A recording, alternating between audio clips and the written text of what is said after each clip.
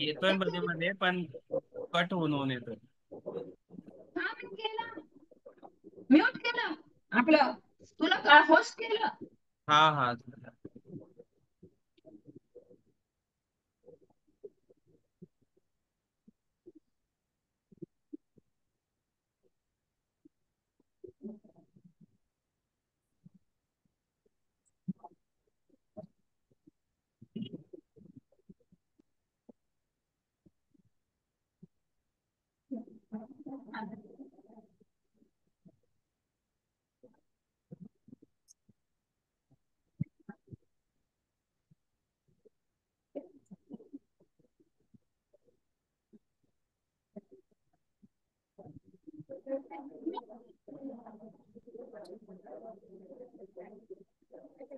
Okay, consider sincere person. Yeah. Other rest of the no. Good afternoon. Session start करण्याआधी मला एक सांगायचं तुम्हाला. Tell me, we'll take any less. मी They're जी not coming. चेकलिस्ट शेअर केली आहे ना, चेकलिस्ट म्हणजे आपला जो क्वेश्चन पेपर आहे baseline You should understand that it त्यामध्ये is तुम्ही only for ना 10-15 minutes. Ah, हा जो let's see. Let's try. लक्षाचा part आहे तो बघून घ्या, Yeah. कारण की Okay. त्याच्यामधून तुम्हाला भरपूर गोष्टी लक्षात येतील की तुम्हाला काय काय प्रिपेअर्ड राहायला पाहिजे. जसं की आपण मान्यताचा क्वेश्चन पेपर Yeah. बघायचो आणि मग देन स्टार्ट करायचो, मध्ये तसं आपण बघितलं नाही. तर तुम्ही एकदा बघून घ्या बेसलाईन असेसमेंटचा जो फॉर्म आहे एक्सेल शीट, छुट्टी पे हूँ मैं भी। त्यामध्ये लक्षचा हाँ, जो पार्ट आहे मैम वो कुछ नहीं है, बस मेरा लक्षच्या वेकेशन चल रहा है ना, चेकलिस्टमध्ये तो अभी हमारे पेरेंट्स को काय मिलने काय आहे जाएंगे। आणि उनके त्याची उनके व्हेरिफिकेशन पेरेंट्स को मिलने क्रायटेरिया काय जाएंगे, काय अपने आहे बाप से ते मिलेंगे, पेरेंट्स को तुम्ही मिलने जाएंगे। बघून घ्या. ठीक आहे, सगळ्यांना मी एक हे सांगतो म्हणजे तुम्हाला मदत होईल प्रिपरेशन करण्यासाठी पण, आणि प्लस हे सेशन समजण्यासाठी पण तुम्हाला मदत होईल. ठीक आहे. आणि बेसिकली आपल्याला सेशन समजण्यापेक्षा प्रिपरेशन करणं इम्पॉर्टंट आहे याच्यामध्ये. ठीक आहे. आणि अ, तुम्हाला थिअरी जी आहे ती मी सांगेलच, आणि परत आपण जेव्हा मॉक घेऊ तेव्हा परत एकदा रिवाइज करू. पण तुम्ही पहिले डॉक्युमेंटेशन प्रिपेअर करायला घ्या. ठीक आहे. जे पण काल पण सांगितलंय मी, जसं की डॉक्युमेंट मेडिसिन किंवा केसशीटच्या ज्या एंट्रीज आहेत, बाकीचे जे फॉर्मॅट्स आहेत, पार्टोग्राफ आहे, प्री एनेस्थेशिया फॉर्म आहे, एनेस्थेशिया फॉर्म आहे. ठीक आहे. हे सगळं एनेस्थेशिया नोट्स आहेत, ओटी नोट्स आहेत, हे सगळं तुम्ही लिहायला प्रॅक्टिस करा. ठीक आहे. आणि इट्स नॉट अबाउट की तुम्हालाच लिहायचं असतं सगळं. आता ओटी नोट हा टाकतो आपला सर्जन, टाकतो तुमचा, किंवा जर तुमचा ओबीजीवायनी कंडक्ट केली डिलिव्हरी ही सिझर सेक्शन मध्ये, तर तो टाकतो. बट देन तुम्ही मेक शुअर करायचं आहे की तुम्हाला जे हवं आहे त्या फॉर्मॅटमध्ये तुम्ही त्यांनी टाकलंय की नाही. आणि त्यांनी जर टाकलं नसेल तर तुम्ही फक्त त्यांना जाऊन दाखवू शकता की सर, लक्षमध्ये असं असं सांगितलं, हे मिसिंग आहे. सो ते भरा तुम्ही, किंवा मग आम्ही भरू का एक्स्ट्रा राहिलेलं. आणि सरांची सही सही सही घेऊन टाकायची तिथेच लगेच. आणि जे तुम्हाला भरायचे ते तर तुम्हाला परफेक्ट ठेवायचंच आहे. जसं की आपण पहिल्या स्लाइड मध्ये बघितलं होतं की आपण डॉक्युमेंटेशन नाही करत, आपण खूप साऱ्या गोष्टी करतो. सो आपण गोष्टी करतो आणि ते डॉक्युमेंट नाही करत बोलल्यावर तुम्ही काम नाही करत, असं होतं लक्षच्या हिशोबाने. ठीक आहे. सो तुम्हाला ते प्रत्येक एंट्रीज करायच्या आहेत. ठीक आहे. सो आता आपण कालचे जे टॉपिक बघितले ते होते, क्लायंट फ्रेंडली एन्व्हायरमेंट होतं, इक्विपमेंट मेंटेनन्स होतं, त्यानंतर हॉस्पिटल क्वालिटी होतं, हॉस्पिटल सेफ्टी होतं. ठीक आहे. सो आजचं जे आहे ते आपण बघणार आहोत स्टोरेज अँड इन्व्हेंटरी मॅनेजमेंट आणि नर्सिंग केअर अँड प्रोसेसेस, आणि त्याच्यानंतरचा टॉपिक आहे HR आणि SOPs. ठीक आहे. सो 4 टॉपिक आज आपण कव्हर करणार आहोत. तर स्टोरेज आणि इन्व्हेंटरी वरून आपल्याला काय समजतं की बेसिकली तुमचं जे मेडिसिनचं स्टोरेज, मेडिसिन आणि कॉन्झ्युमेबलचं स्टोरेज आहे, आणि इन्व्हेंटरी म्हणजे तुमचे इक्विपमेंट पण आहे, त्याचं फ्लो कसा पाहिजे. ठीक आहे. त्याचा यूज कसा पाहिजे, काय पाहिजे, ते सगळं आहे. ठीक आहे. So at the end of the session काय काय शिकाल तुम्ही, storage, inventory management and dispensing of drug, त्यानंतर procedure of for safe drug administration, nursing care, informing patient about the medical condition, involving them in the treatment, adverse drug reaction आणि blood sale. ठीक आहे. So हा काहीचा question paper आहे, मी तुम्हाला बघायला already सांगितलंय, तो तुम्ही बघून घ्या. ठीक आहे. सो सगळ्यात पहिले तुम्हाला क्वेश्चन काय काय येणार याच्यामध्ये की What are the 7 types of medication? Can you name any high risk drugs?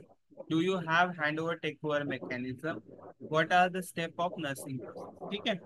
So 7 R सगळ्यात पहिले आपल्याला माहिती पाहिजे. सो ते काय काय आहे ते पुढे दिलेले आहेत, आपण बघूया. ठीक आहे. त्याच्यानंतर काय, हाय रिस्क मेडिसिन माहिती पाहिजेत आपल्याला. 2-3 नावं तरी लक्षात पाहिजे. आणि hand over take over mechanism काय आहे तुमच्याकडे, ठीक आहे, ते पण पुढे दिलेलं आहे. आणि स्टेप ऑफ नर्सिंग प्रोसेसेस. ठीक आहे.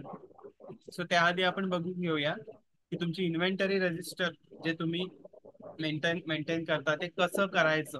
Stock register. स्टॉक रजिस्टर म्हणजे मेडिसिन कॉन्झ्युमेबलचं स्टॉक रजिस्टर. काल मी तुम्हाला एक दाखवलं होतं की अल्फाबेटिकली तुम्ही करू शकता.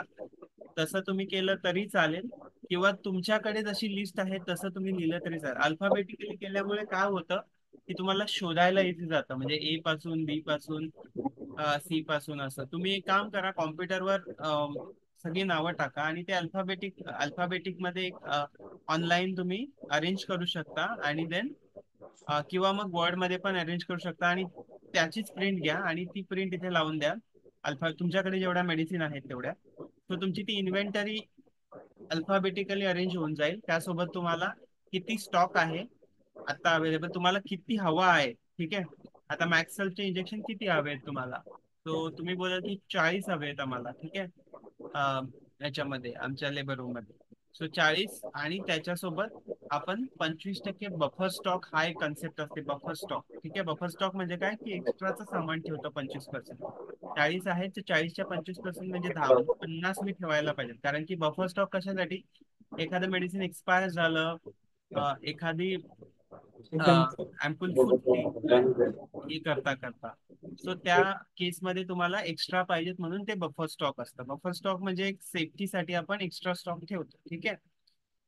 इन्व्हेंटरी रजिस्टर मध्ये तुम्ही आयदर तुम्ही असं करू शकता की नॉन कॉन्झ्युमेबल सेपरेट आणि कॉन्झ्युमेबल सेपरेट. ठीक आहे. सो नॉन कॉन्झ्युमेबल आणि कॉन्झ्युमेबल हे तुम्ही करू शकता, किंवा तुम्हाला जर एकत्र करायचं असेल तर तुम्ही एकत्र पण करू शकता. याच्यामध्ये तुम्हाला क्वेश्चन नाही विचारला जात. ठीक आहे. कॉन्झ्युमेबलचे तुम्ही एका साईडला, नॉन कॉन्झ्युमेबलचं एका साईडला, किंवा मग कॉन्झ्युमेबल आणि त्याच्याच खाली नॉन कॉन्झ्युमेबल. ठीक आहे. आता क्रॅश कार्ड मध्ये काय काय असायला हवं, तुमच्या ज्या हायरिस्क मेडिसिन ज्या आहेत त्या असायला हव्यात एक जागी. इथे बघा कसं लेबल केलेलं आहे. आणि तुम्हाला दुसरा एक कन्सेप्ट माहिती पाहिजे की लुक अलाइक आणि साऊंड अलाइक मेडिसिन. ठीक आहे. लुक अलाइक आणि साऊंड अलाइक, एकसारख्या दिसणाऱ्या, एकसारखे अँपूल दिसणारे किंवा स्ट्रीप दिसणाऱ्या, किंवा एकसारख्या साऊंड करणाऱ्या. आता ते पुढे कसं आहे ते बघूया आपण. ठीक आहे. काय आहे ते, कोणत्या मेडिसिन आहेत ज्या एकसारख्या साऊंड करतात. ठीक आहे. आणि तुम्ही हे क्रॅश कार्ड तुम्ही मुव्हेबलही ठेवू शकता, तुमच्याकडे फिक्स असेल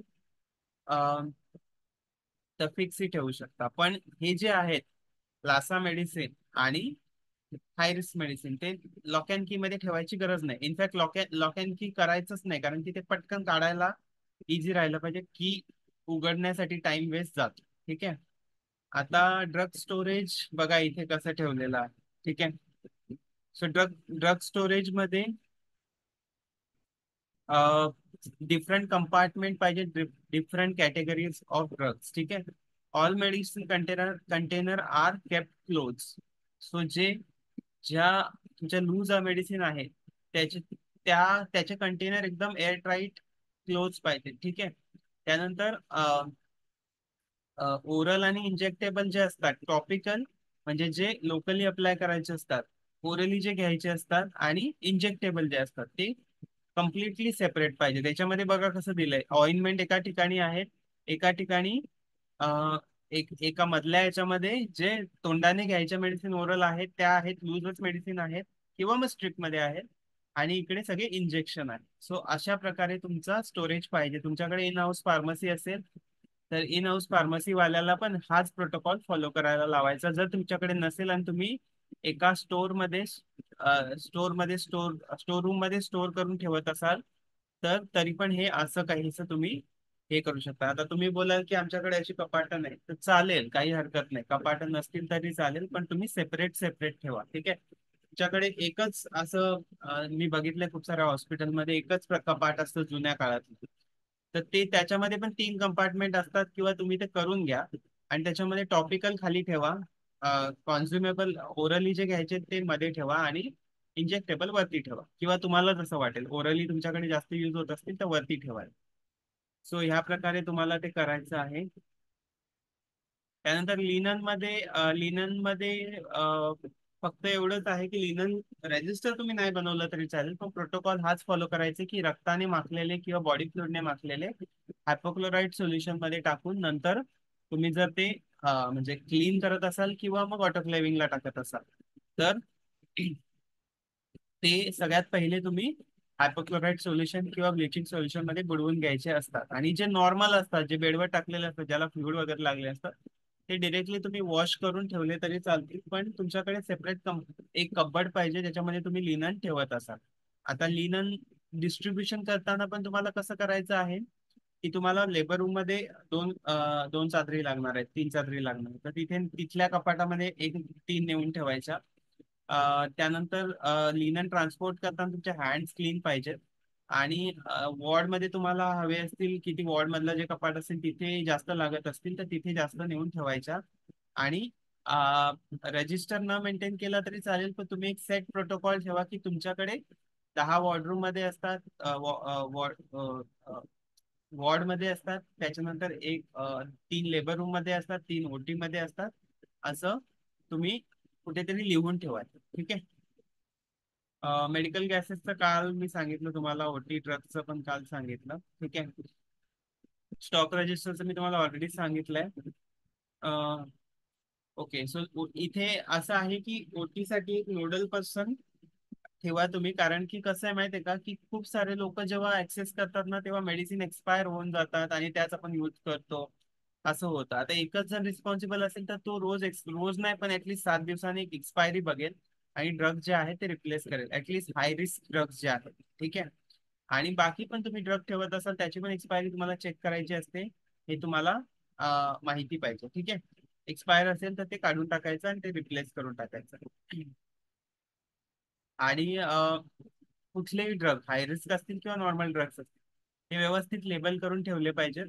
आणि व्यवस्थित असं मिक्स मिक्स नाही झालं पाहिजे की हा इथे ह्याच्यातच ॲट्रोपिन आहे आणि याच्यातच ॲड्रेनालिन आहे, याच्यातच सगळं आहे. ठीक आहे. याच्यातच मॅक्सल्प आहे, असं नाही झालं पाहिजे. असं सेपरेट कंपार्टमेंट पाहिजे आणि त्याला लेबल पाहिजे, म्हणजे त्याच्यामध्ये हे कमी होईल. ठीक आहे. High risk medicine high risk medicine चं असं आहे की त्या सेपरेटच ठेवायच्या आहेत. ठीक आहे. आणि त्याच्यामध्ये हे आहे की तुम्ही ते क्रॅश कार्ड मध्ये ठेवू शकता, बट हाय रिस्क मेडिसिन मध्ये दुसरे कुठले मेडिसिन नाही टाकायचे. ठीक आहे. आणि त्याची पण क्वांटिटी किती पाहिजे ते तुम्ही डिसाईड करून हे करायचे आहे. ठीक आहे. तिथे भरून ठेवायचे आहे. आता नर्सिंग प्रॅक्टिसेस, नर्सिंग प्रोसेसेसचे मी बोललो ते काय आहे एक्झॅक्टली. तर नर्सिंग प्रोसेसेस मध्ये तुम्हाला की तुम्हाला हे माहिती पाहिजे की ड्रगचं जे स्टोरेज आहे ते कुठे कुठे ठेवायला हवं, किती किती ठेवायला हवेत आणि कुठे कुठे किती ड्रग अवेलेबल असायला हवे ते तुम्ही डिसाईड करायचं आणि तेवढं ते तुम्ही स्टोअर करून ठेवायचं. त्यानंतर आयडेंटिफिकेशन म्हणजे मगाशी म्हटलं मी लुक अलाइक आणि sound alike. So look alike आणि साऊंड अलाइकच्या तुम्हाला नॉलेज पाहिजे. तुमच्याकडे जेवढे मेडिसिन आहेत तेवढ्याची लिस्ट काढा आणि त्याच्यामध्ये लुक अलाइक आणि साऊंड अलाइक किती आहे ते सगळे काढा. एकसारखे दिसणारे आणि एकसारखे बोलले जाणार हे तुम्ही लिस्ट करून ठेवा. आणि ती लिस्ट बाय हार्टच करून ठेवा, पाठ करून ठेवा. एखादा ड्रग नवीन ऍड होत आहे ते पण लुक अलाइक साऊंड अलाइक सारखं लागतंय तर ते पण तुम्ही त्याच्यामध्ये अजून वाढवा, अपडेट करत जाते. सो ऍडमिनिस्ट्रेशन करताना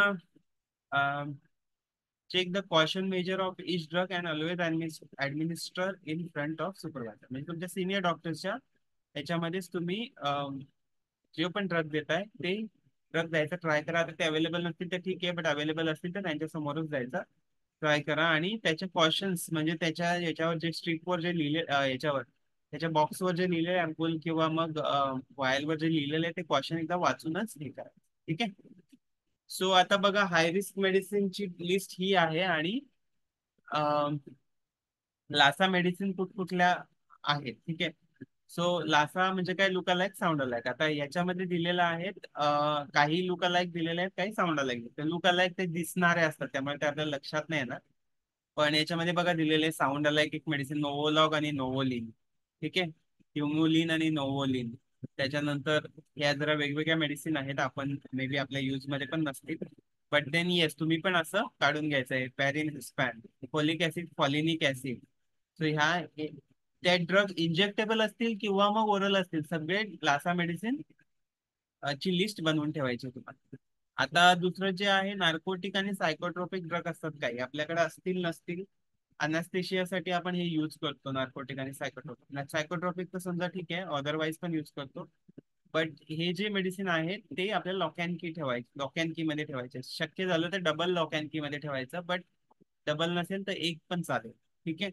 आणि 2 नर्सनी ते व्हेरीफाय करत राहिलं पाहिजे. ठीक आहे. So before administration also and otherwise also त्याची एक्सपायरी वगैरे 2 नर्सेसनी व्हेरीफाय केलं पाहिजे. अं, आणि जे आपण नार्कोटिक किंवा सायकोट्रॉपिक ड्रग यूज करतो, त्याची त्याचे आपण वायल जे आहे ते फेकून नाही देत, वायल किंवा एम्प्टी. ते आपण काय करतो, पुन्हा आपण ज्याच्याकडून घेतलंय त्यांना रिटर्न करतो. ठीक आहे. ते एक एथिकल प्रॅक्टिस आणि काय म्हणतात, लिगल बाउंडेशन असतात त्याला, म्हणून ते आपल्याला रिटर्न करावं. ठीक आहे. सो हे झालं याचं. अगेन इन्व्हेंटरीवर आलो आपण. ठीक आहे. इन्व्हेंटरीवर तेच की तुम्ही एक ड्रग आहे ऍड्रेनालिन, लिहिलं इथे. तुमच्याकडे क्वांटिटी 2 आहे. ठीक आहे. सो 1 तारखेला किती क्वांटिटी होती? 2 होती. 2 तारखेला 2 होती. 2 2 2 2 2 2 होती. ठीक आहे. तुम्ही ज्या दिवशी यूज कराल त्या दिवशी ते 0 होईल आणि तिथे +2 होईल, परत तुम्ही रिप्लेस कराल.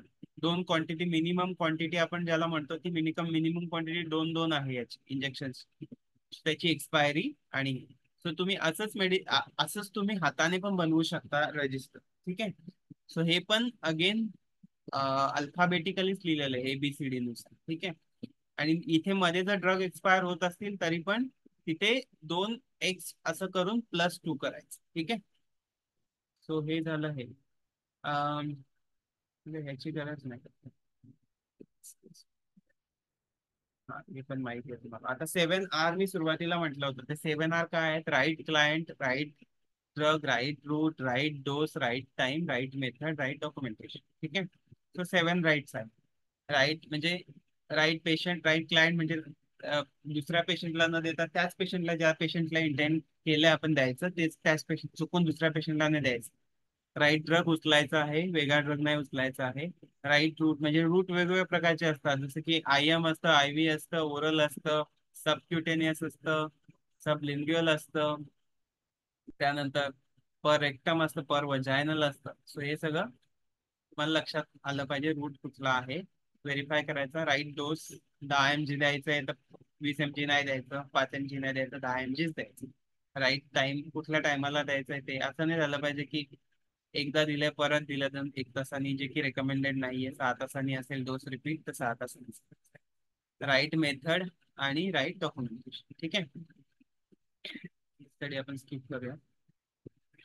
So adverse drug reaction, ADR म्हणून एक एक एक कन्सेप्ट आहे. ऍडव्हर्स ड्रग रिॲक्शन म्हणजे कुठल्याही ड्रगची रिॲक्शन येते कोणालाही, त्याला आपण ऍडव्हर्स ड्रग रिॲक्शन. ठीक आहे. ऍडव्हर्स ड्रग रिॲक्शन झाल्यानंतर काय करायचं असतं आपल्याला? आपल्याला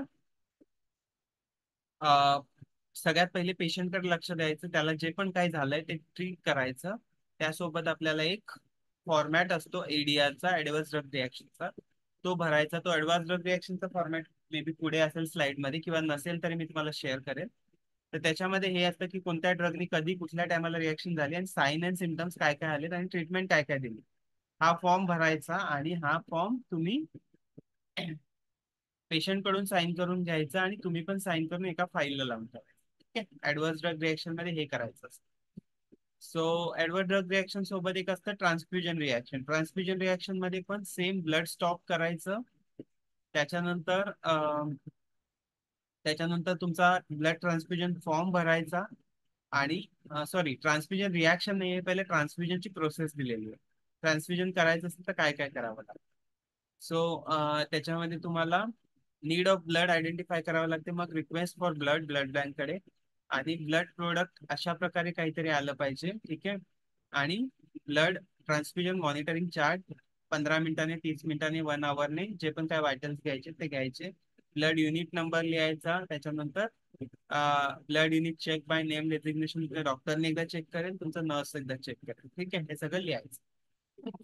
सो हे झालं ब्लड ट्रान्सफ्युजन. ब्लड ट्रान्सफ्युजन बरोबर एक ब्लड ट्रान्सफ्युजन रिॲक्शन फॉर्म पण असतो. रिॲक्शन आली जर काही ब्लड ट्रान्सफ्युजन करताना, तर आपण स्टॉप करायचं रक्त, आणि तो त्याचे अगेन सिमटम्स ट्रीट करायचे, आणि तुम्ही तो फॉर्म भरायचा. आणि तुम्हाला जर वाटलं की तुम्हाला ब्लड म्हणजे ब्लड नाही चढवायचं, तर ते ब्लड रिटर्न करून तो तुम्हाला ब्लड ट्रान्सफ्युजन रिॲक्शनची एक कॉपी पण तिकडे रिटर्न ब्लड बँकला पाठवायची, आणि एक तुमच्याकडे ठेवायची, जी तुम्ही अगेन जसं एडीआर ला फाईल केली आहे, तसं ब्लड ट्रान्सफ्युजन रिॲक्शनची एक फाईल तयार करायची. ठीक आहे. आता सहावा जो आहे तो पेशंट आयडेंटिफिकेशन. आता पेशंट आयडेंटिफिकेशन म्हणजे काय, की बेसिकली तुम्हाला पेशंट जो आहे तो राईट पेशंटला राईट ट्रीटमेंट तुम्ही दिली पाहिजे, याच्यासाठी असतात. ठीक आहे. सो ओपीडी रेकॉर्ड एकाचे दुसऱ्याच्या पेपरवर लिहिले असं नको व्हायला, आयपीडी रेकॉर्ड पण एकाचे दुसऱ्यावर लिहिले असं नको व्हायला. आता वर्बल ऑर्डर मध्ये काय करायचं असतं, डॉक्टर तुम्हाला कधी कधी फोनवर ऑर्डर देतात, किंवा मग सांगून जातात, आणि त्यांना घाई असते सर्जरी ओटी मध्ये जायची, आणि ओटी मधून दुसऱ्या हॉस्पिटलला पण ओटीला जायचं असतं त्यांना. ठीक आहे. सो ते फक्त सांगून जातात, तुम्ही लिहिता, तुम्ही ड्रग देता तो आणि लिहिता पण. तर तुम्ही लिहिता जिथे एंट्री करता, त्या वर्बल ऑर्डर झाल्या. ठीक आहे, डॉक्टरने दिलेल्या वर्बल ऑर्डर. तर त्याच्यामध्ये काय करायचं, त्या लिहायच्या, आणि डॉक्टर जेव्हा पण रिटर्न येईल, किंवा फोनवर तुम्ही घेतला असेल, तर डॉक्टरची ड्युटी जेव्हा ओपीडीला येईल, किंवा सर्जरीला येईल, किंवा राऊंडला येईल, तेव्हा त्या डॉक्टरची सही तिथे घेऊन टाकायची, की सर तुम्ही हे टेलिफोनिकली सांगितलं होतं, हे मी दिलं, तर पण तुम्ही त्याच्यावर साईन करा. ठीक आहे. सो तिसरं मेकॅनिझम जे आहे ते hand over take over mechanism.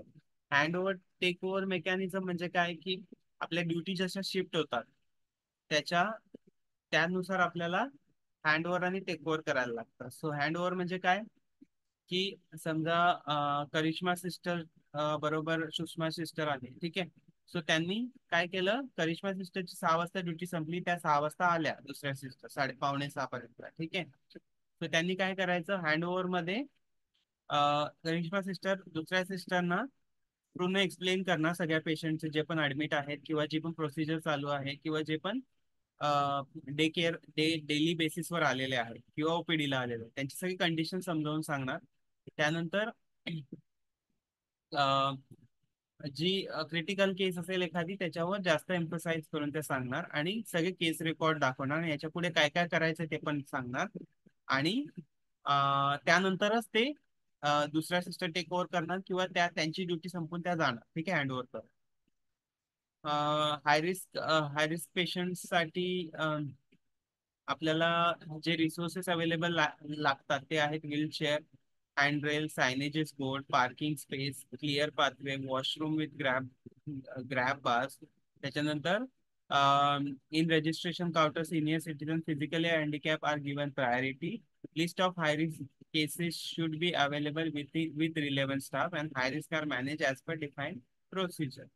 तर बेसिकली हे आहे की हाय रिस्क जे आहेत पेशंट्स, हाय रिस्क पेशंट म्हणजे काय, की जे वल्नरेबल आहेत, ज्यांना चालता नाही, ते हँडिकॅप आहेत, किंवा मग सिनियर सिटीजन आहेत, किंवा एकदम प्रेग्नंट लेडी आहे. ठीक आहे, तिला डिफिकल्टी होते, सो यांना जास्त प्रायोरिटी द्यायची. तुमच्याकडे एक ट्रायल सिस्टीम पण असली पाहिजे, ABC कडून. ठीक आहे. ट्रायज म्हणजे काय, की जे जास्त ज्यांना गरज आहे, ते ए मध्ये टाकून त्यांना पहिले प्रायोरिटी द्यायची, दुसरे बी, आणि तिसरे सी. ठीक आहे. आता ट्रायज मध्ये आपण हे कॅज्युअलिटी मध्ये करतो, बट तुम्ही नॉर्मली ही ट्रायज करायचं असतं, हे लक्ष सांगतं, एनएबीएच पण सेम सांगतं.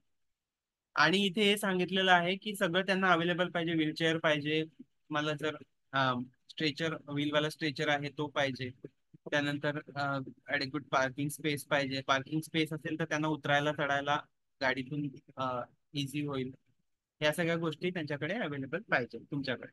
आणि पेशंट जे आहेत ते प्रॉपर त्यांचं डिमार्केशन पाहिजे, की कोणाला कुठल्या एक्सपर्टीज आहे, जसं की तुमच्याकडे ऑर्थो पण आहे याच्यासोबत, किंवा पेडियाट्रिक पण आहे, तर ते पेडियाट्रिक कडेच गेलं पाहिजे, गायनॅकनी नाही ट्रीट केलं पाहिजे तुम्ही, ते तसं तुम्ही सेट एक हे करायचंय. त्यासोबत तुम्हाला काय करायचं, इन्फॉर्म कन्सेंट. इन्फॉर्म कन्सेंट जसं मी तुम्हाला ऑलरेडी मान्यतामध्ये सांगितलं, जी पण आपण प्रोसिजर करतो ती आपण त्यांना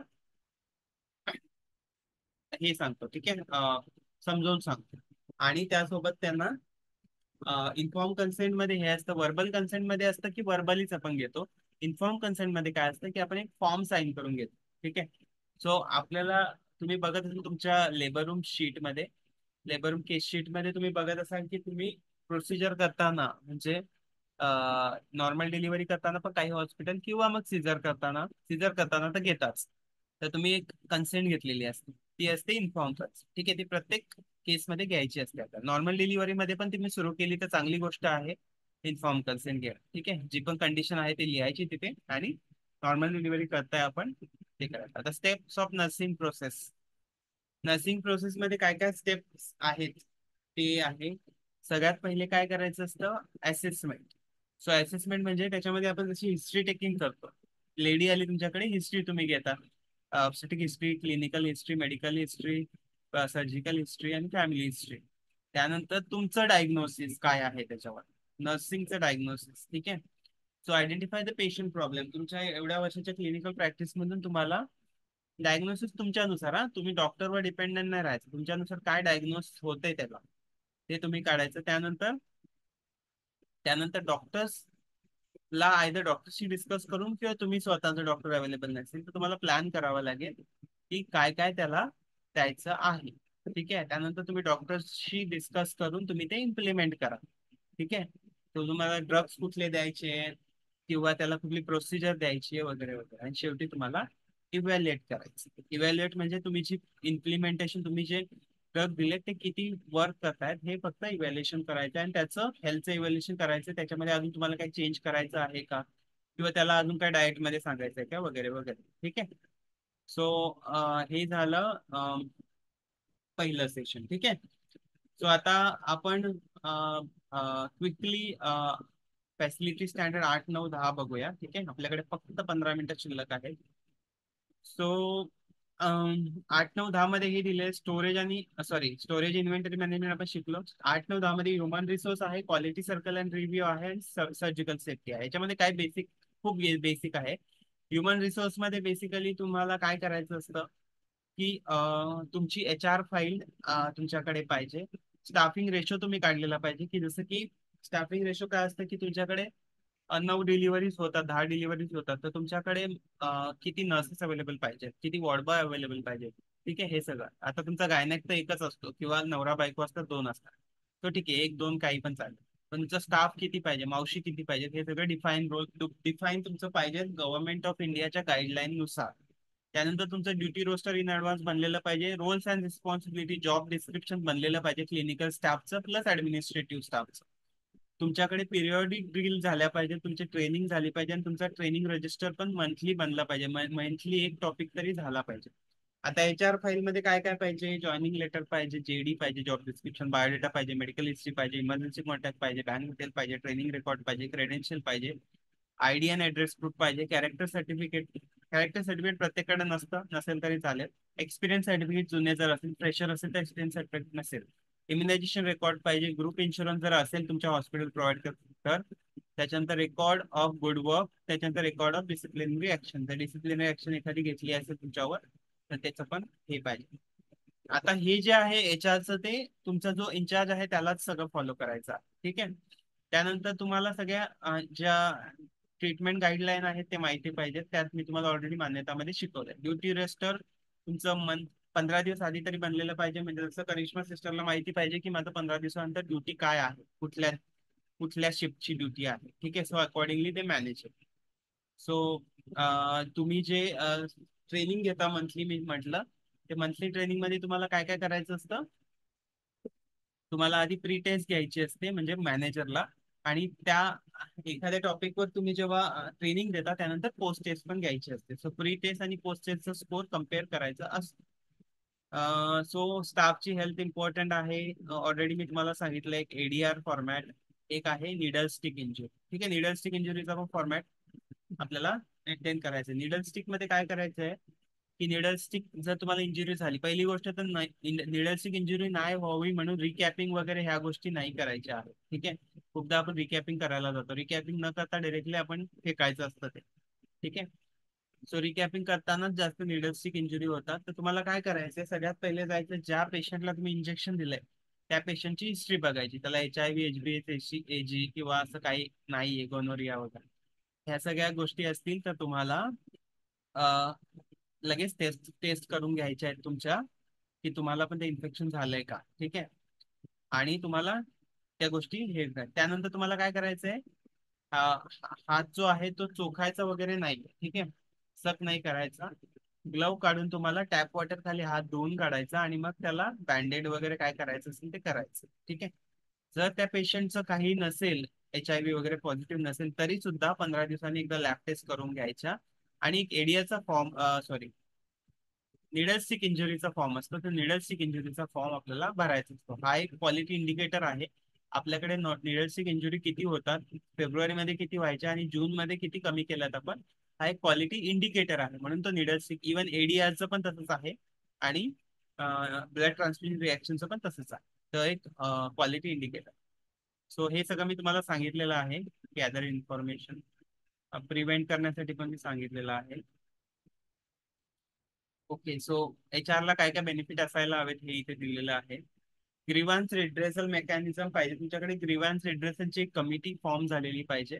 ग्रीव्हान्स म्हणजे काय, तक्रारी ज्या असतात पेशंटच्या किंवा मग तुमच्या स्वतःच्या स्टाफच्या ज्या त्या तक्रारी असतात त्याचं निवारण झालं पाहिजे. म्हणून एक रिड्रेसल मेकॅनिझम पाहिजे, की तुम्हाला असं वाटतं की नाही, माझी ड्युटी जास्त होते, मला जास्त काम दिलं जातंय आणि ह्या ड्युटीमध्ये नाईट शिफ्टमध्ये कमी काम असतं, तर इक्वली डिस्ट्रीब्यूट झालं पाहिजे वगैरे वगैरे. तुमच्या काय काय असतील, पगार कमी देतात किंवा काय जे काय, त्याच्यासाठी एक मेकॅनिझम पाहिजे. तुम्ही कोणाला रिपोर्ट करायची ती गोष्ट आणि त्यांनी कसं सॉल्व्ह करायचं, त्यांनी कसं त्याचं निवारण करायचं. ठीक आहे. सो हे असं असा एक चार्ट आहे की रिझॉल्युशन कसं करायचं त्याचं. Yes no action resolution discuss with facility incharge, yes no, म्हणजे हे सगळं क्वालिटी मॅनेजरने करायचं. हे ते एकदा बघून घ्या. ठीक आहे. दुसरं जे आहे ते क्वालिटी सर्कल अँड रिव्ह्यू. आता क्वालिटी सर्कल अँड रिव्ह्यू मध्ये काय पहिलं करायचं, क्लायंट सॅटिस्फॅक्शन साठी एक आपल्याला फॉर्म बनवायचा आहे. त्या फॉर्म मध्ये आपल्याला त्याचं फीडबॅक घ्यायचा आहे डिस्चार्जच्या वेळेस. डिस्चार्जच्या वेळेस फीडबॅक घेऊन, म्हणजे तुम्हाला हॉस्पिटलची क्लिनलीनेस कसं वाटलं, नर्सेसचं बिहेवियर कसं वाटलं, किंवा मग तुम्हाला ट्रीटमेंट कशी, एन्व्हायरमेंट कसं वाटलं, किंवा तुम्हाला ऍडमिशन प्रोसेस कशी वाटली, हे सगळे क्वेश्चन तुम्ही वाटतील असे 5 ते 10 क्वेश्चन बनवायचे. आणि ते तुम्ही एका बॉक्समध्ये ठेवायचं. फीडबॅक बॉक्स असतो त्याला. फीडबॅक बॉक्समध्ये, बॉक्सच्या बाहेर ठेवायचं आणि फीडबॅक बॉक्समध्ये त्याला भरून टाकायला सांगायचं. आणि दर महिन्याला ते बघायचं असतं आपल्याला. ठीक आहे.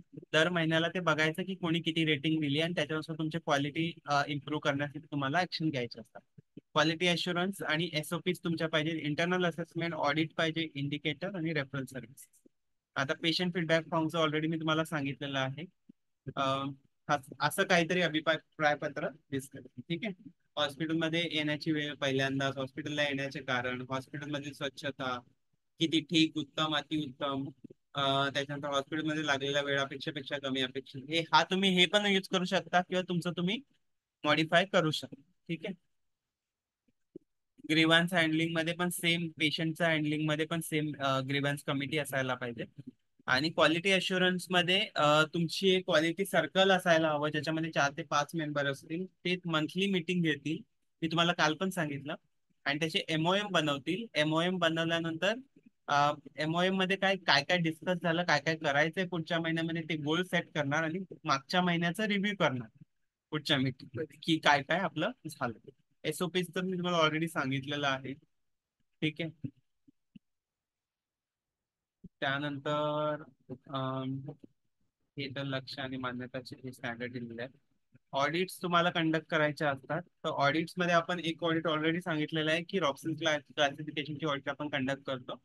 त्यानंतर तुम्ही अदरवाईज पण ऑडिट कंडक्ट करू शकता, जसं की HR बद्दल तुम्हाला एखादी ऑडिट घ्यायची आहे, किंवा मग एखाद्या स्पेसिफिक केसची ऑडिट घ्यायची आहे, जसं की डेथ होत असतील तर त्याची त्याची ऑडिट घ्यायची. हे सगळं तुम्ही करू शकता. त्यानंतर रॉक्सनचं मी तुम्हाला ऑलरेडी सांगितलेलं आहे. रेफरल सर्व्हिसेस मध्ये तुम्हाला प्रत्येक वेळेस तुम्ही रेफर करताना रेफरल शीट तुम्ही बरोबर अटॅच केली पाहिजे आणि तुमच्याकडे पण तो रेकॉर्ड पाहिजे की तुम्ही कुठला पेशंट रेफर आउट केला आणि कुठला पेशंट रेफर इन झालेला आहे. ठीक आहे. आता सर्जिकल सेफ्टी मध्ये मी तुम्हाला खूप साऱ्या गोष्टी काल सांगितलेल्या आहेत की प्री ऑपरेटिव्ह असेसमेंट पाहिजे. प्री ऑपरेटिव्ह असेसमेंट मध्ये काय काय पाहिजे हे इथे दिलेलं आहे. प्री ऑपरेटिव्ह असेसमेंट चेकलिस्ट आहे ही, ठीक आहे, एकदा बघून घ्या तुम्ही. आणि प्री ऑपरेटिव्ह असेसमेंटच्या प्रत्येक फॉर्म मध्ये प्रत्येक ओटी केस मध्ये प्री ऑपरेटिव्ह हे पाहिजे. त्यानंतर अनेस्थेशिया सेफ्टी चेकलिस्ट, ही चेकलिस्ट जसं आपण सेफ सर्जिकल चेकलिस्ट यूज करतो. आणि अनेस्थेशिया मॉनिटरिंग, सगळे respiratory, cardio, hospital, body temperature, equipment, function, हे सगळं तुम्हाला मॉनिटर करायचं आहे. त्यानंतर सेफ सर्जिकल चेकलिस्ट पण आपल्याला भरायची आहे सर्जरीच्या आधी. आणि post operative notes and order पण सेम ह्या फॉर्मॅटने तुम्हाला टाकायचे. हँड टेक ओव्हरचं ऑलरेडी मी तुम्हाला सांगितलं. ओटी केस मध्ये पण सेम करायचं आहे. आणि ठीक आहे, so that's it for today. आणि आपल्याला आता प्रिपरेशन स्टार्ट करायचं आहे लक्षचं प्रिपरेशन जसं तुम्ही स्टार्ट कराल तसं तुमच्या लक्षात येईल. आता हे मटेरियल आज संध्याकाळपर्यंत मी तुम्हाला शेअर करतो 6 वाजेपर्यंत. आणि प्लस पीपीटी पण शेअर करतो, म्हणजे तुमच्या लक्षात येईल की काय काय आहे काय काय नाही. ठीक आहे, चलो. आता ज्योत्स्ना मॅमला तुम्हाला काहीतरी इम्पॉर्टंट सांगायचं आहे. ते खूप जास्त इम्पॉर्टंट आहे, सो ते तुम्ही एकदा ऐकून घ्या अँड देन विल क्लोज. ठीक आहे. आता माझा आवाज ऐकू येतोय का? आवाज येतोय? हो, येतोय. आहे मॅडम. हा? येतोय. येतोय ना? हो. सिद्धिविनायक भंडारा आवाज ऐकू येतोय? हो ma'am. Yes ma'am. Rajani hospital इकडे जरा लक्ष द्या. काही काम करू नका. एक सेकंद फक्त मी महत्वाचं बोलते तुमच्याशी. हा, हे बघा, आता मी तुमच्या सर मॅडमला विचारून मी तुमची नावं मोठ्या परीक्षेला दिलेली आहेत, म्हणजे फॉक्सीला. हा, तर 20 जून नंतर तुमची परीक्षा असेल, समजलं? तर तुम्हाला तुमच्या सरांच्या मेलवर तारीख येईल. पण त्याच्या आधी तुमचा परीक्षा घ्यायला अजून एक मॅडम आहेत, त्यांचं नाव आहे निधी मॅडम. हा, तर त्या तुमची खोटी खोटी परीक्षा घ्यायला येणार आहे. म्हणजे आपण प्रिलिम म्हणतो ना, प्रिलिम परीक्षा घ्यायला येणार आहे. तर त्याच्याचा अर्थ मी तुम्हाला विचारीन.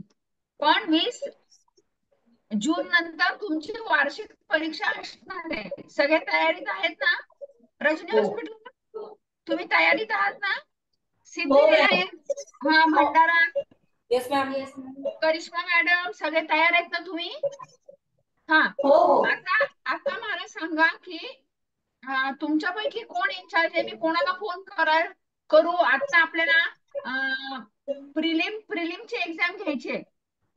तर मी तुम्हाला पुढच्या आठवड्यात फोन करते किंवा मेसेज करते, तेवढा वाचा. हा, ठीक आहे.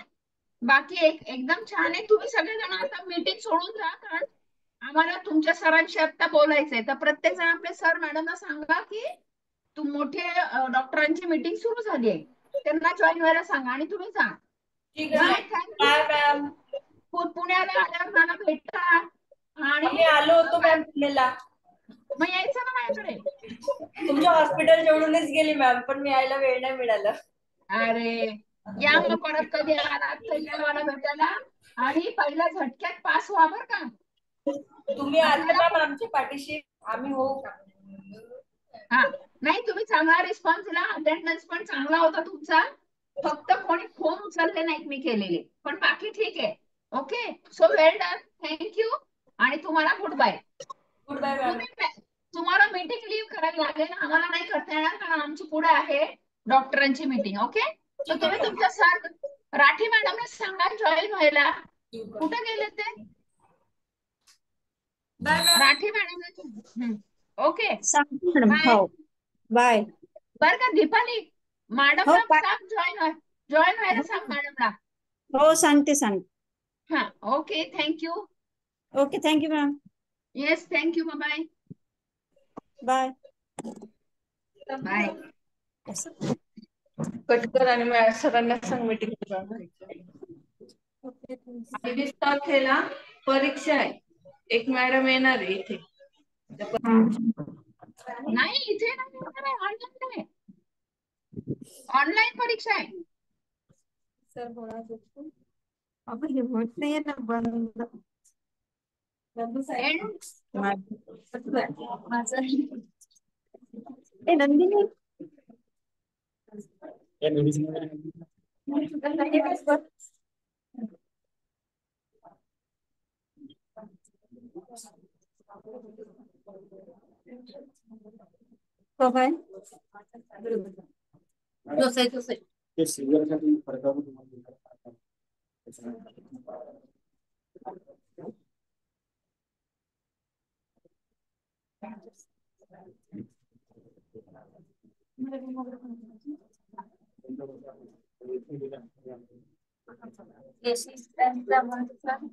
परिस्थिती किती वाटलं 4 नंबरचा खर्च आहे ना तुमचा 40 पर्यंत 43 ते 45 पर्यंत, पण या दोन्हीमध्ये तुम्हाला 3 गोष्टी वेगळ्या लागतील. अॅनास्थेशिया, पीडियाट्रिशियन आणि गाडीचे लागतील. 3.5-4 पर्यंत पीडियाट्रिक 1,000 मेडिसिन 7.5 पर्यंत नाही. याच्यामध्ये पण याच्यामध्ये पण मेडिसिन लागेल. मेडिसिन तर लागतात ना, फक्त हे वेगळं आहे ना, अॅनेस्थेसिया आणि डॉक्टर. आपण मॅडम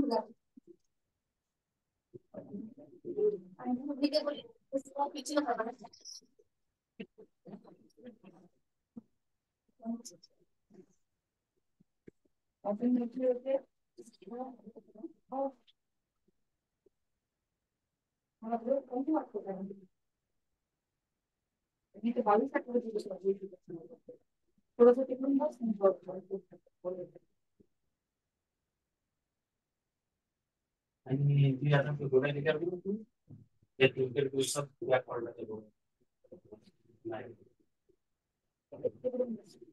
मला लावून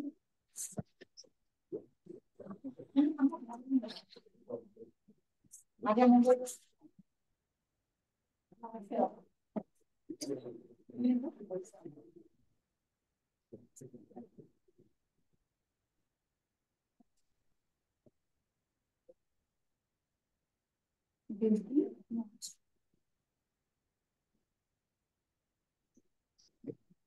बेबी ना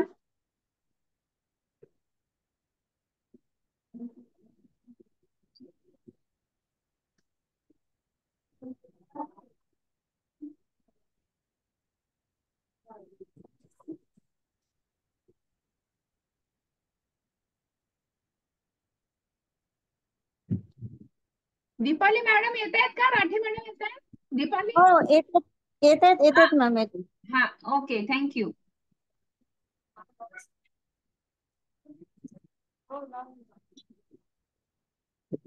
hello ma'am. Hello Vaishali ma'am.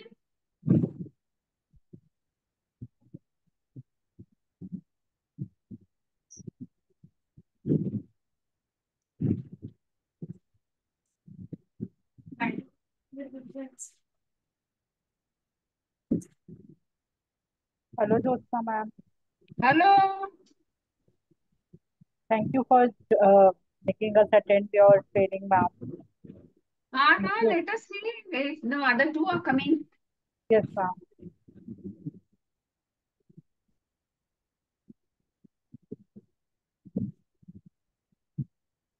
Rathi madam is coming. Okay, ma'am. Vishali ma'am is there and Dr. Manoj is there. Yeah. We And are Dr. Vinod is also coming. okay, ma'am. He could not communicate yesterday because of some mail problem. Okay, But I ma'am. told him to attend. Okay, ma'am.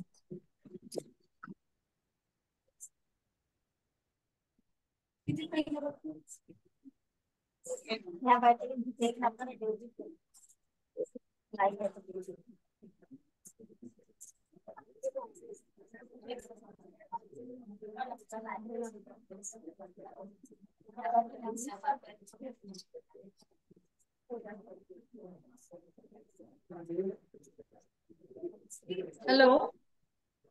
Hello. हाँ मैं अगर 10 minute एक 5-10 minute तो मुझे property मिटाने का था. Patient को अंदर लिया है, मैं जाके बिठा के आ सकते हूँ क्या? मैम आपकी हेलो आवाज नहीं आ रही. मैम वैशाली मैम, आपकी आवाज साफ नहीं आई। हाँ, मुझे मेरा एक पेशेंट अंदर लिया है, उसको कोऑपरेटिव बिठाने की है मुझे। हाँ तो एक बेटा मिनट ना, में आ जा आओ।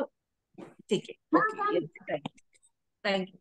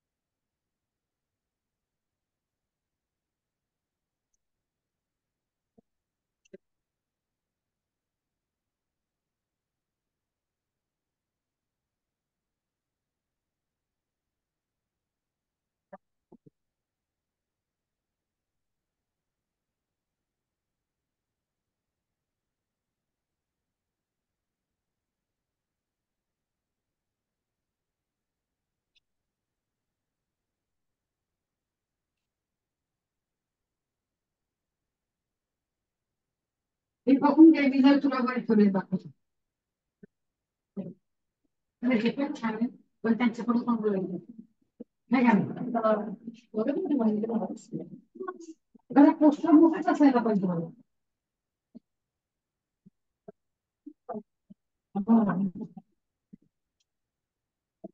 हे पण नाही आवडलं त्यांना, काहीच लिहिलेलं नाही.